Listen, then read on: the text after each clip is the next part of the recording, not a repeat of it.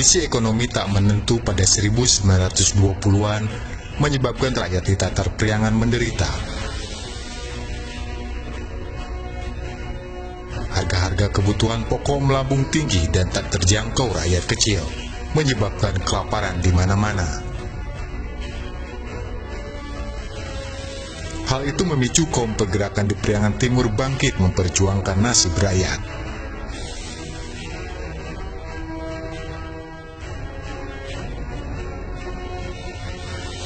Di antara para pesohor pergerakan di Tatar Priangan Timur, Juminta tampil menjadi sosok paling fenomenal dalam melepaskan rakyat dari belenggu kemiskinan. Pria kelahiran Ciamis 14 Oktober 1897 itu dikenal juga sebagai pemuka agama sekaligus pengasuh di pondok pesantren Sindang Sari Kawali. Namanya kian melambung berkat berbagai aksi heroiknya dalam menolong rakyat Ciamis yang kesusahan. Aksi Juminta itu mengingatkan kita pada peran Robin Hood dalam novel karangan Paul Creswick. Tokoh Robin Hood digambarkan sebagai perampok yang membagi-bagi hasil rampasannya dari para pembesar kepada rakyat tertindas. Begitupun Juminta. Untuk memenuhi kebutuhan hidup masyarakat di sekitarnya, ia kerap melakukan aksi perampasan bahan makanan di gudang persediaan milik Belanda. Juminta juga sering menyelundup ke kantor-kantor pemerintahan untuk mengambil bahan makanan pokok. Hasil rampasannya itu ia bagikan kepada rakyat miskin di seluruh Ciamis.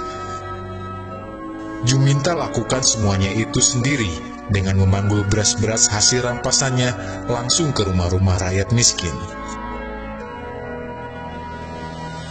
Aksi nekat Juminta membuat pemerintah kolonial geram dan mencapnya sebagai penjahat. Pemerintah kolonial pun mengerahkan seluruh centeng desa, jawara, hingga polisi untuk melumpuhkan Robin Hood dari Ciamis itu. Di tengah pengejarannya, keahlian bela diri Juminta yang tak tertandingi ternyata mampu membuat para tukang pukul Belanda itu bertekuk lutut di hadapannya. Kebaikan hati dan kejujuran pribadi Juminta membuat banyak masyarakat Ciamis menaruh simpati dan harapan kepadanya. Mereka selalu berupaya menyelamatkan Juminta dari kejaran serdadu polisi kolonial yang hendak menangkapnya.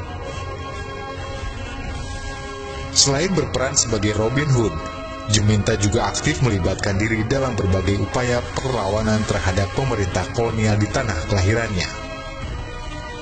Ia tergabung dalam suatu wadah perjuangan yang sangat aktif menyuarakan penolakan terhadap segala bentuk kolonialisme dan imperialisme. Wadah perjuangan itu bernama Sarekat Rakyat Ciamis.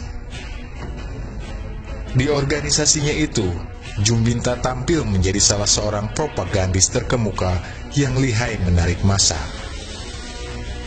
Kesuksesannya dalam memobilisasi massa membuat pemerintah kolonial memasukkan Juminta dalam daftar orang berbahaya. Juminta ditangkap polisi kolonial saat Sarekat Rakyat sedang mengadakan perkumpulan di Maleber, Ciamis pada 1924. Juminta diasingkan bersama para revolusioner lainnya ke Bovendigul.